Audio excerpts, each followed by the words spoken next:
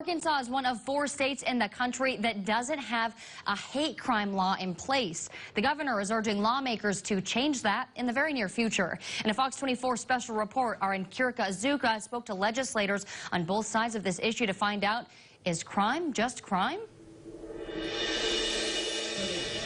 We think that all humans should be able to feel and live a life without fear and feel safe in their life here in this state and not feel that they're going to be targeted because of how they look. Maria Reyes is the founder of local immigrant rights advocacy group Arkansas United. I can definitely affirm that Arkansas immigrants have been victims of hate crime. A Mexican immigrant herself, her organization has worked closely with state lawmakers to pass hate crime laws, an issue Governor Asa Hutchinson spoke out about in August. What we saw in Texas, it appears that someone traveled 300 miles across the state to target Hispanics. That's wrong. In August, 21-year-old Patrick Crusius killed 22 people in what was the deadliest mass shooting of 2019 at a Walmart in El Paso, Texas. Police say he published a manifesto with white nationalist and anti-immigrant ideas before the shooting. They ought to have an increased penalty because it does such violence to our society. We don't want people targeted because of their religion. We don't want them targeted because of who they are. There's a misconception that somehow hate crimes treat some crimes as being more important than others, and that's not really what it is. Arkansas, Georgia, South Carolina, and Wyoming are the 4 states that don't have hate crime laws in place. In 2017, State Senator Greg Leding of Fayetteville tried to change that, but did not get the support he needed to pass the legislation.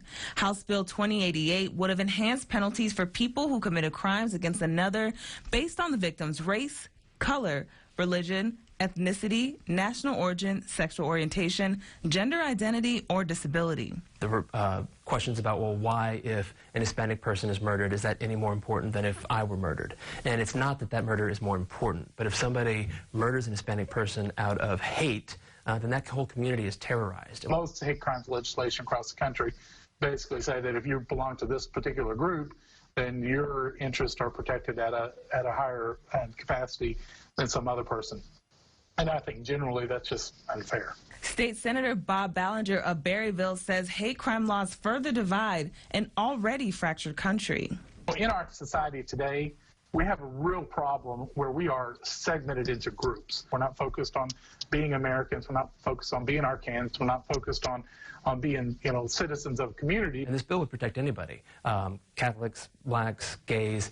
If somebody commits a crime against you and it's found to be done out of hate, you would be protected by this law. What about white people?